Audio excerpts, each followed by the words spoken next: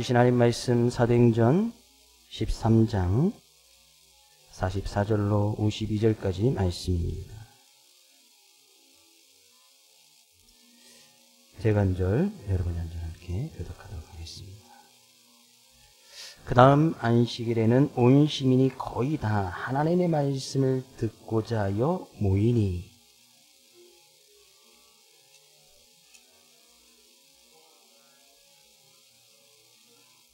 바울과 바나바가 담대히 말하여 이르되 하나님의 말씀을 마땅히 먼저 너희에게 전할 것이로되 너희가 그것을 버리고 영생을 얻기 합당하지 아니한 자로 자처하기로 우리가 이방인에게로 향하노라.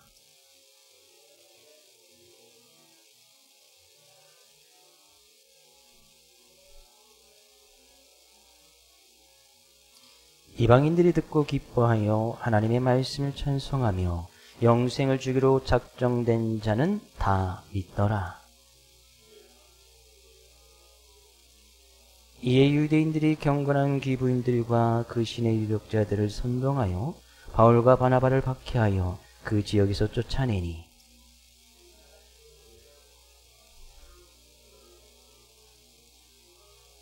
함께요. 제자들은 기쁨과 성령이 충만하니라. 아멘. 각 나라에 가면 그 나라의 풍습이나 문화가 있습니다.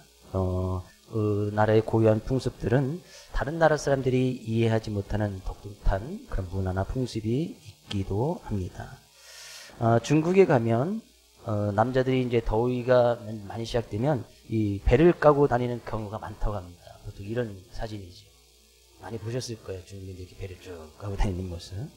한때는 이 모습들이 다른 나라 사람들이 보기에 너무 이제 좋지 않게 보여서 법을 만들어서 법적으로도 이 막아보려고 시도를 했다고 합니다.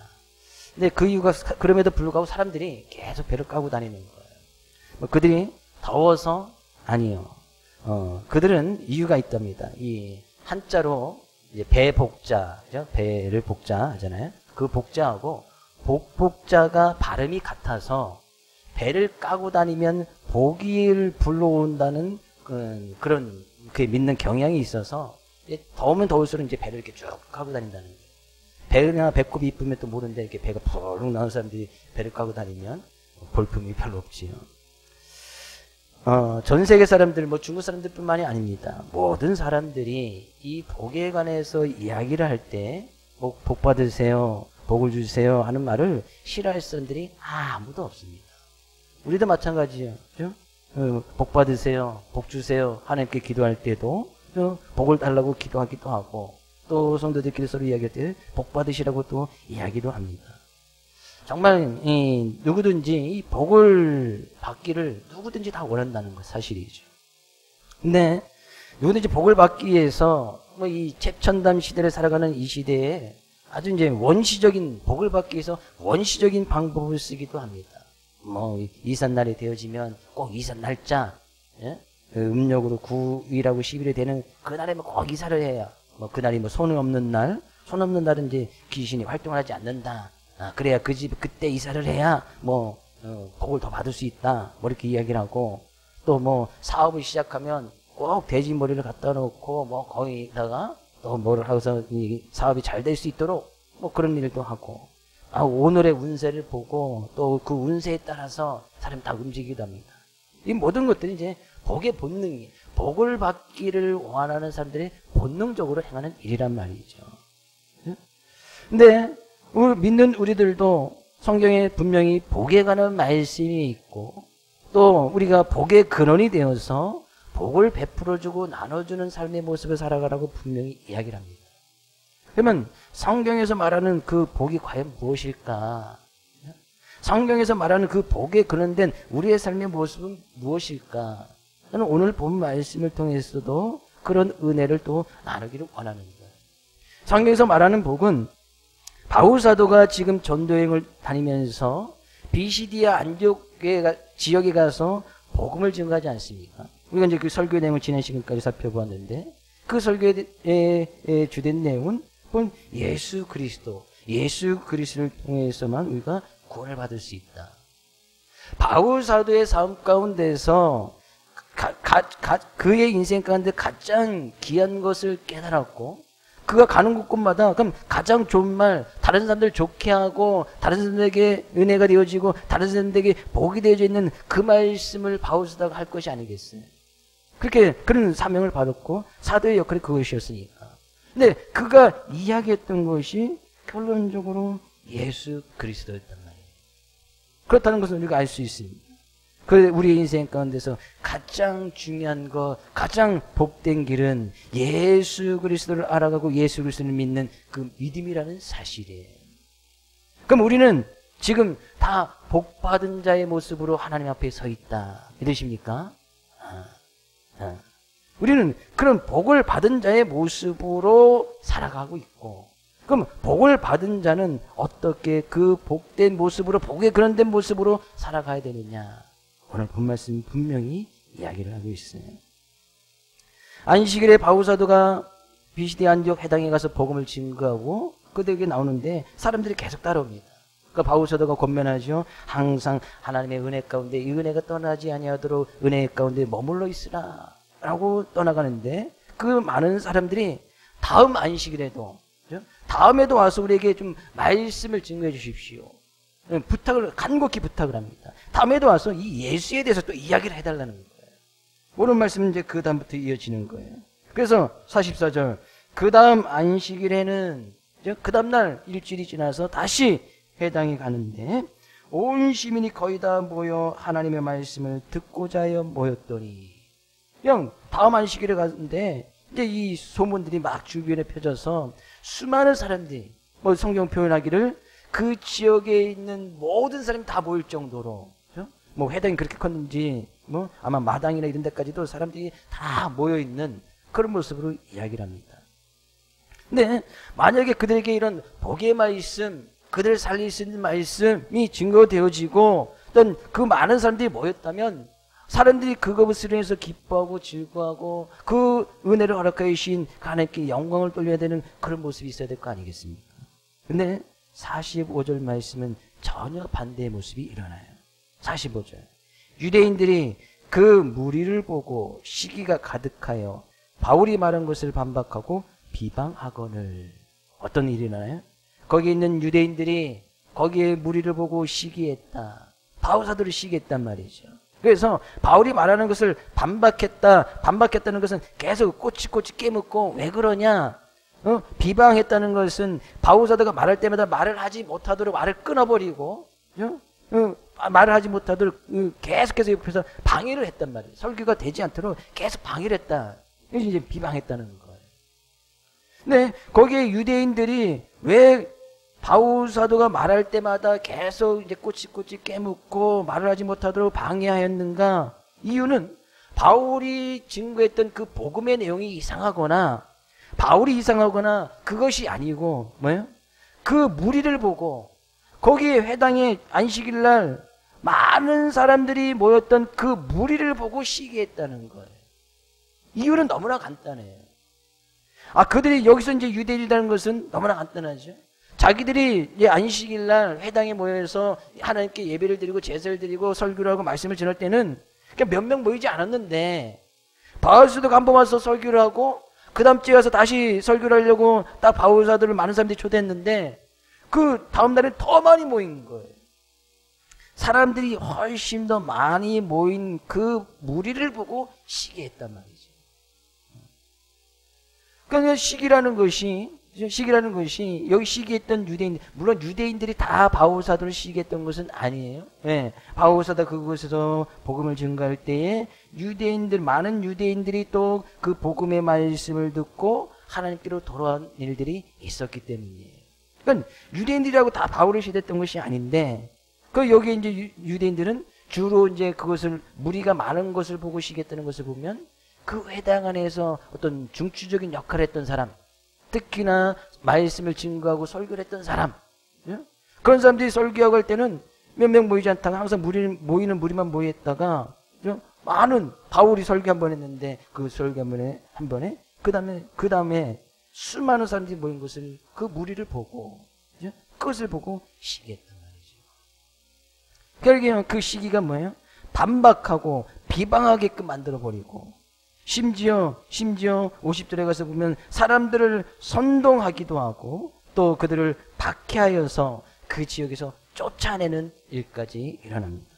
여기서 이제 박해한다는 것은 육체적인 어떤 가해를 입힌 것까지도 포함을 해요. 그러니까 그 유대인들이 시기하여서 바울과 바나바를 이제 육체적으로 가해를 했단 말이죠. 막 때리기도 하고 뭘 했단 말이죠. 그래서 그 지역에서 쫓아내는 그런 일까지 일어납니다.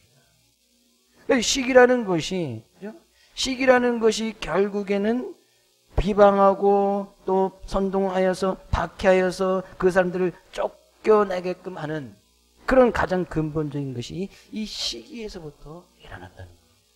근데 이 시기는 유대인 전부가 다 시기했던 것이 아니고 바울과 어떤 비슷한 처지에 있던 사람, 말씀을 증거했던 사람, 그런 사람들 몇 명에 의해서 그런 일이 일어났다는 얘기예요. 우리가 흔히 경쟁자라고 이야기하면 라이벌, 영어로 이제 라이벌이라고 하잖아요. 저 사람 나의 라이벌이야 라고 이야기하는데, 그 라이벌의 근원은 강이라는, 강은 이제 영어로 리버라고 이야기하는데, 그 리버에서, 강에서부터 파생된 단어가 이 라이벌입니다. 그 라이벌이라는 뜻은 같은 강물, 같은 동네에 살면서 같은 강물을 먹고 마시는 사람들이 서로 경쟁하는 그런 모습이 바로 라이벌이에요. 그러니까 경쟁이라는 것은 같은 나와 같이 비슷한 사람들, 나와 어떤 동종업계에 있는 사람들, 나와 비슷한 물을 마시고 있는 사람들끼리 그런 경쟁이 일어나지 전혀 다른 사람들하고는 경쟁하지 않는단 말이죠.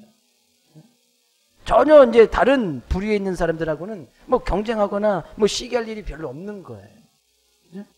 선생님은 학생하고 이게 라이벌 대상이라고 생각하지 않습니다. 또 학생이 선생님을 보고 라이벌이라고 생각하지 않습니다. 학생은 학생끼리 이제 경쟁의 대상이 되고, 그러다 보니까 서로 시기하고, 선생은 선생끼리 또 라이벌이 되고 해서 보니까 또 서로 시기하고 그런 것을 보게 되어지죠. 정치인은 정치인끼리 서로 라이벌이 되고 시기하지, 정치하는 사람들이 전혀 다른 사람하고 서로 이제 라이벌을 삼거나 그런 사람들은 시기하지 않는다는 거예요. 기업인은 같은 기업인끼리, 형제는 형제끼리, 친구는 친구들끼리, 교인은 같은 교인끼리 서로 라이벌 대상으로 삼고 서로 시기한다는 얘기예요. 우리 교회 성도님들은 뭐 그런 일 없겠지만, 우리 교회 성도님들이 뭐 저쪽 미국에 있는 다른 교회의 성도들을 라이벌 대상으로 삼고 그를 뭐 시기하거나 결코 그러지 않습니다. 그러면 전혀 다른 곳에서 다른 문화 풍습을 가지고 다른 물을 먹고 있기 때문에 우리를 경쟁의 대상으로 삼지 않는 거예요. 경쟁의 대상은 바로 내 옆에 같은 어떤 공동체 안에 있는, 같은 부류 안에 있는 사람끼리 서로 경쟁하고 시기가 일어나는 거예요. 근데 시기가 무서운 것이 그냥 서로 시기하고, 아, 저 사람 나보다 좀 잘하네, 못하네, 저 사람 나보다 뭐 가진 것도 없는데 뭐 그러면서 그 시기 자체에서만 끝나면 좋을 텐데, 시기는 결코 시기에서 끝나지 않는다는 사실이에요. 시기하는 마음이 들면 어떻게 해요? 그 사람 말하는 것에 반박을 하는 거예요.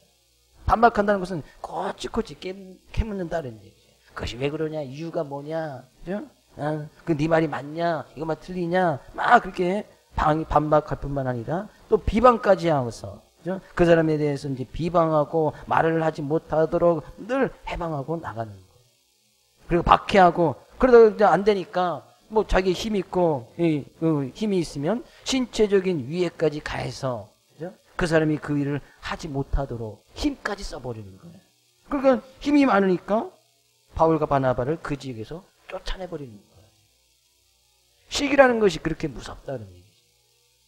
예수님께서 또 십자가에 못 박혀 계신 이유 중에 하나가 마태복음 27장에 가서 보면 거기에 있던 많은 유대인 지도자들이 예수를 시기로 인하여서 예수를 넘겨준 줄 알았다라고 빌라도 총독이 이렇게 고백하는 장면이 있습니다.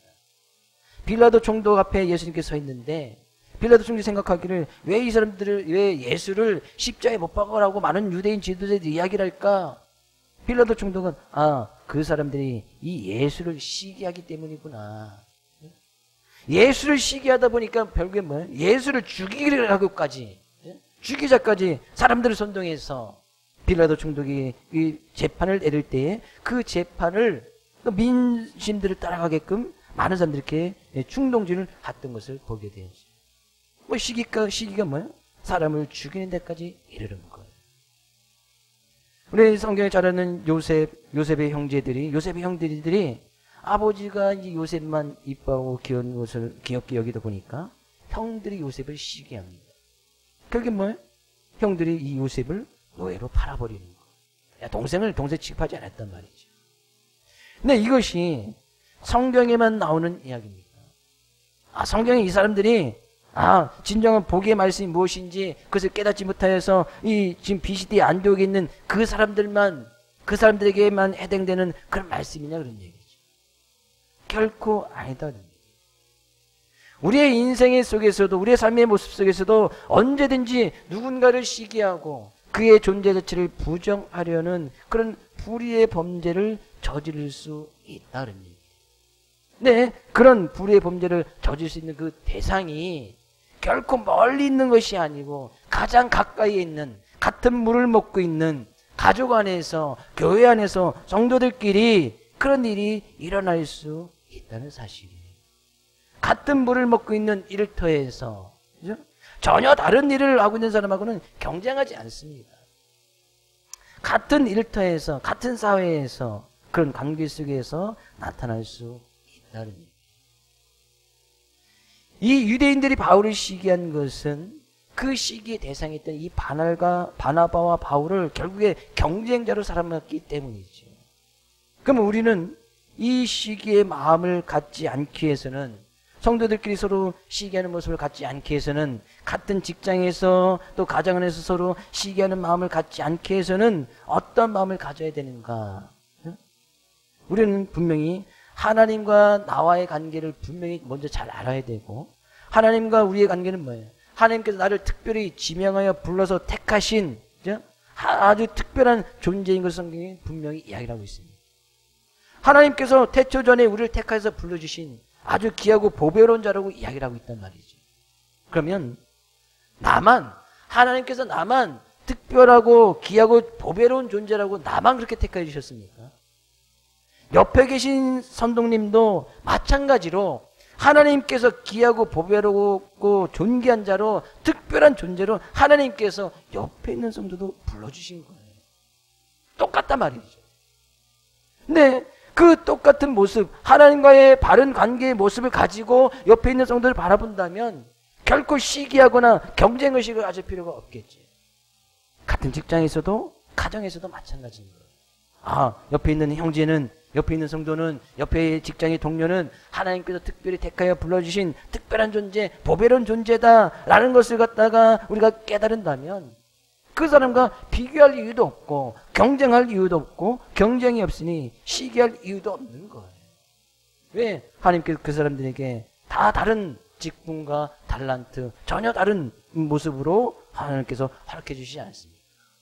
그것은 다른 것의 문제지 경쟁을 삼아서 시기해야 될 그런 문제가 아니라는 거예요. 시기가 일어나니 그들이 진정한 생명의 말씀, 하나님의 말씀, 그들에게 복된 말씀을 증거하는 것에 바울을 반박하고 비방했다는 것은 곧 그런 하나님의 말씀을 반박하고 비방했다는 거예요. 하나님을 무시했다는 이야기죠. 하나님의 말씀이 증거되어졌는데 그 말씀을 전혀 들으려고 하지 아니하고 계속 그 말하는 것에 잘못된 것이 없나 그것만 생각하고 그래서 막 비방하고 질문하고 그래서 바울을 그것도 안 되니까 자기 힘을 사용해서 무력을 사용해서 그들을 때리고 그곳에서 쫓겨내는 그런 일까지 일어났단 말이에요. 결국에 바울의 말한 것을 무시했다. 바울은 지금 하나님의 말씀을 증거하고 있는 거 아니겠어요? 복의 말씀, 생명의 말씀, 진리의 말씀, 그리 살 수 있는 말씀을 증거함에도 불구하고 그들이 그것을 받아들이지 아니하는, 그것을 받아들이지 않은 그런 일이 일어나게 되었다는 사실. 시기가 그렇게 해서 무서운 거예요. 주의 이름으로 축복을 드립니다. 우리 성도님들끼리는, 우리 형제들끼리는 가족 안에서는 기업 같은 공동체 안에서는 같은 직장 안에서는 서로 시기하는 마음이 없기를 주의 이름으로 축복을 드립니다. 우리 옆에 계신 성도님에게 제가 성도님을 시기하지 않습니다. 딱 보면서도 그러지. 뭐 시기할 거나 있나. 뭐 그렇게 보시는 건 아니겠지. 뭐 시기할 게 있어야지. 뭐 잘난 게 있어야지. 그러면 또 그것이 나의 또 교만인 거지. 뭐 시기할 것이 정말로 없는 그런 모습을 바라보면 돼요. 하나님께서 다른 모습으로 다른 직분, 다른 달란트를 허락해 주셨기 때문에 하나님께서는 그 사람을 통해서도 원하시고 뜻하신 바가 있고 나를 통해서도 원하시고 뜻한 바가 있기 때문에 그런 다름만 인정하고 나가면 시기할 이유가 하나도 없는 거예요. 결국에 바울 사도가 한 말 중에 46절 가서 볼까요? 바울과 바나바가 담대히 말하여 이르되 하나님의 말씀을 마땅히 먼저 너에게 전할 것이로되 너희가 그것을 버리고 영생을 얻기에 합당하지 않은 자로 자처하기로 우리가 이방인에게로 향하노라. 하나님의 말씀, 생명의 말씀이 전했는데 먼저 유대인들이 하나님을 믿는다면 그들이 그 말씀을 잘 깨닫고 우리가 이제 하나님을 알아가는 것을 잘못 알았구나. 예수 그리스도를 받아들이고 복음을 믿고 예수 그리스도를 통해서 하나님 앞에 나가야 되는구나. 우리가 이전의 방법이 아닌 제사를 드리고 율법을 행하면서 구원을 받는 것이 아니고 예수 그리스도를 통해서 구원을 받는구나. 그들이 깨닫고 그 말씀을 받아들여야 함에도 불구하고 그들이 그 말씀을 받아들이지 아니함으로 해서 바울 사도가 이야기합니다. 너희들이 먼저 그 말씀 먼저 마땅히 받아들여야 함에도 불구하고 너희들이 받지 않기 때문에 내가 이 이방인에게로 향하겠다. 물론 하나님께서 바울 사도를 택하신 이유가 이방인의 사도가 되게끔, 그죠? 이방인의 사도로 내가 나의 택한 것이라고 분명히 이야기를 합니다. 그렇다고 해서 바울이 그 이후에 뭐 이방인들, 유대인들이 아닌 이방인들에게만 복음을 증가하느냐? 그렇지 않습니다. 바울 사도는 자기 자신도 유대인이었기 때문에 무엇보다도 자기 민족을 사랑하는 그런 모습이 있었어요. 그래서 가는 곳곳마다 뭐 그 사람이 유대인이든 이방인이든 상관없이 계속해서 복음을 증거하고 나가요. 우리가 뭐 다음 시간에 살펴볼 때도 14장에 가면 그 BCD 안디옥에서 이고니온이라는 지역에 가서도 복음을 증거하는데 그곳에 가서도 유대인들에게 먼저 가서 복음을 증거합니다. 그렇다는 것은 바울 사도가 이방인뿐만 아니라 자기 민족 유대인들을 사랑하는 그런 귀한 모습이 있었다는 거예요. 근데 바울 사도가 지금 이야기하는 46절 가운데에서 그들이 영생을 얻기에 합당하지 아니한 자로 자처했다. 하나님의 말씀을 지금까지 받지 않은 그들에게 영생을 얻기에 합당하지 않은 자다라고 이렇게 이야기를 했어요. 또 48절 말씀이 이렇게 이야기하네요. 이방인들이 듣고 기뻐하여 하나님의 말씀을 찬송하며 영생을 주기로 작정되는 자는 다 믿더라. 하나님의 말씀을 듣고 기뻐하는 그들에게는 영생을 얻기에 합당한 자다라고 이야기하면서 그들이 다 말씀을 받아들이고 믿었다는 거예요. 우리는 여기서 바울 사도가 이야기했던 것에서 어떤 사람들은 영생을 얻기에 합당하지 않은 자, 어떤 사람들은 영생을 주시기로 작정된 자, 이 사람들은 영생을 받기로 작정된 자, 어떤 사람들은 영생을 얻기에 합당하지 않은 자라고 이렇게 구분하는 것을 보게 되었죠. 우리가 이 말씀을 잘 이해하지 못하면 말씀에 큰 역효과가 날 수 있습니다. 우리는 여기서 우리가 흔히 이야기는 하나님께서 우리를 택하셨다는 예정론이 여기서 나와요. 예정론. 하나님께서 믿는 자를 미리 택하셨다는 얘기죠. 하나님의 자를 우리를 미리 택하셨단 말이죠. 어떤 사람은 믿지 않는 자로 저 사람은 영생을 얻기에 합당하지 않은 자다라고 미리 택하셨단 말이에요. 근데 이 예정론이라는 것을 우리가 잘못 이해를 하면 우리 믿는 사람 가운데서 그죠? 이렇게 예정론을 잘못 알고 있는 사람들은 이렇게 이야기할 겁니다. 어떤 사람들은 영생을 받기 미리 작정되고 어떤 사람은 영생을 미리 받기에 작정되지 아니했다면 굳이 힘써서 하나님을 믿을 필요가 뭐가 있느냐 그런 얘기죠. 내가 하나님을 믿으려고 열심히 노력해도 내가 하나님께 영생을 받기로 작정되지 아니었으면 아무리 노력해도 영생 못 받는 거 아니겠어요? 근데 영생을 믿기로 이미 작정된 자는 내가 지금 하나님 믿든 안 믿든 뭐 지금 띵까띵까 놀건 뭐든 간에 영생을 주기로 작정된다면 언젠가는 나를 불러서 영생을 주실 것이 아니냐. 예정론은 지금 잘못 알고 있기 때문이에요. 왜냐하면요, 바울 사도가 지금 비시디아 안디옥에 가자마자 비시디아 안디옥에 딱 가자마자 바울 사도가 거기 있는 해당하는 무리들을 딱 보고서 이 사람들은 영생을 먹기로 작정된 자, 이 사람은 영생을 받기로 작정되지 않은 자 딱 구별해서 영생을 얻기로 작정된 자들에게만 하나님의 말씀을 증거했습니까? 아니잖아요. 바울 사도가 비시디 안디옥 해당에 가서 거기 있는 무리들에게 다 그냥 복음의 말씀을 증거한 거예요. 그리고 그 다음 주에 가서도 그들에게 거기 있는 모든 사람들에게 복음을 증거한 거예요. 그래서 작정된 자다, 영생을 이렇게 합당하지 않은 자다 이야기하는 것은 바울 사도가 딱 가서 미리 그걸 딱 구별해서 작정된 자와 영생을 얻기에 합당하지 않은 자 이렇게 나눈 것이 아니고, 바울 사도가 먼저 그들에게 하나님의 말씀을 전했고, 그 하나님의 말씀에 대한 반응에 따른 결과적인 모습으로 유대교 지도자의 무리는 영생을 얻기에 합당하지 않은 자로, 또 그 복음의 말씀을 듣고 기뻐하고 즐거워했던 이방인들은 영생을 주시려고 작정된 자라고 평가했다는 사실이에요.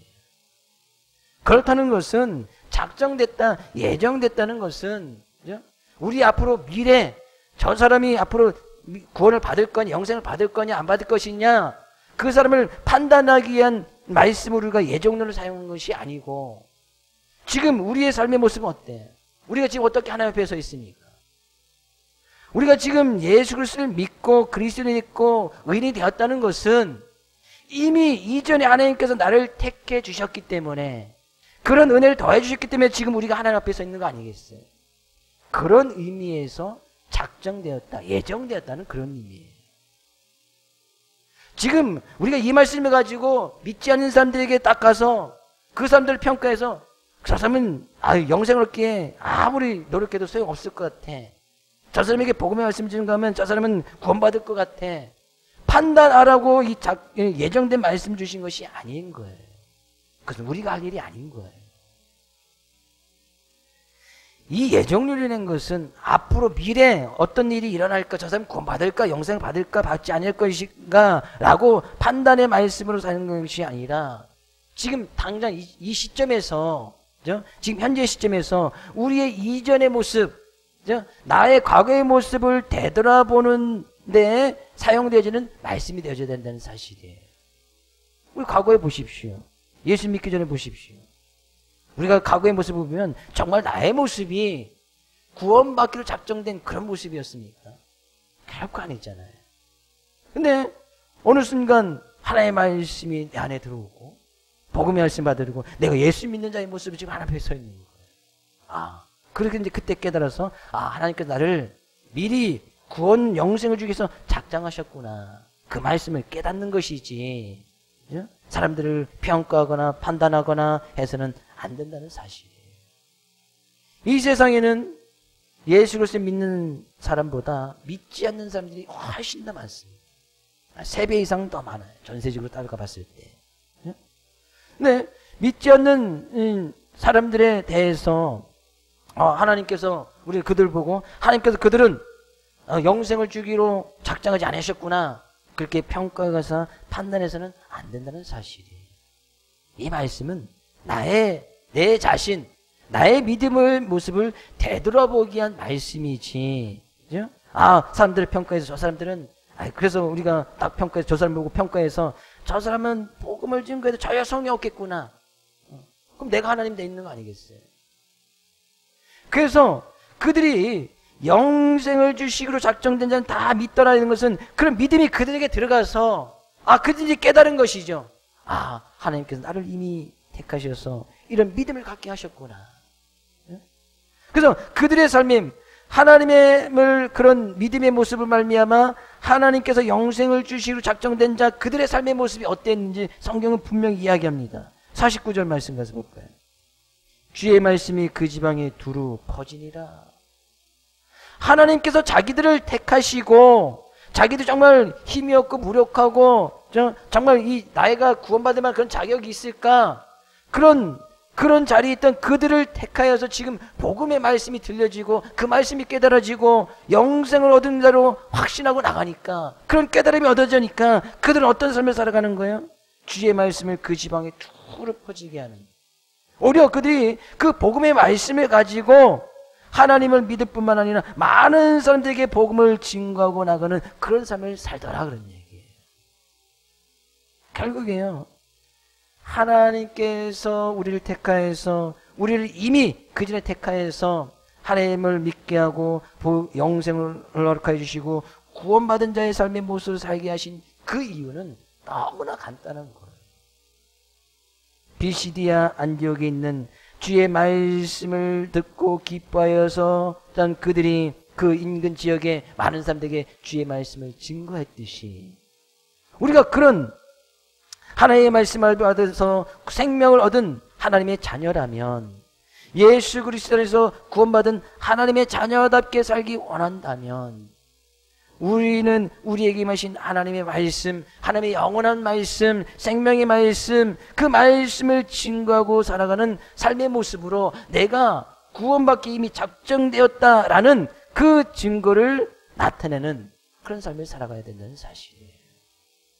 그 말씀이 정말 귀하고 소중하기 때문에 그들은 가만히 있을 수가 없었던 거예요. 하나님께서 나를 택하신 그 은혜가 너무나 감사해서 그들은 가만히 있을 수가 없었어요. 그래서 그 지역에 있는 모든 사람들에게 이 복음의 말씀이 툭 퍼질 정도로, 그 지방이라는 것은 비시디아 안디옥 지역을 넘어서서, 그죠? 이 갈라디아 지역에 있는 많은 사람들에게 이 복음의 말씀이 증가하면서 나가는 그런 삶을 살았다는 거예요. 결국에 그들의 모습에는 시기라는 것이 전혀 없습니다. 그냥 하나님께서 그들 택하여 주시고 영생의 말씀을 허락해 주시니 너무나 감사한 거예요. 나도, 옆에 있는 사람도, 옆에 있는 성도도. 그러니 그들이 서로 경쟁 대상 삼지 아니하고 오늘 그 은혜에 너무나 감사해서 그냥 복음을 나누고 그들에게 또 이 생명의 말씀을 나누어서 영생을 얻어 나갈 수 있도록 그런 일에 힘써 나갔다는 얘기죠. 오늘은 이 말씀 의지하여서 하나님께서 우리를 이미 창세 전에 영생을 주시기로, 구원을 주시기로 작정되어서 우리가 하나님 앞에 서 있습니다. 그것을 믿으시는 분 아멘? 그러면 우리는 어떤 삶을 살아가야 되는가? 시기, 경쟁 해봐야 얼마나 많은 도움이 되겠어요. 서로 경쟁해봐야 얼마나 더 많은 것을 가질 수 있겠습니까? 서로 경쟁해봐야 힘을 얻어서 얼마나 많은 힘을 더 가질 수 있어요. 이 세상에 사는 모습 가운데서 그것은 언젠가는 우리의 코에서 호흡이 끊어지는 그날에 그것은 다 아무런 쓸데없는 것이 아니겠어요. 결국에 남는 것은, 그렇죠? 우리에게 참 생명, 영원한 생명을 허락하신 그 하나님의 말씀만 남는 거 아니겠어요.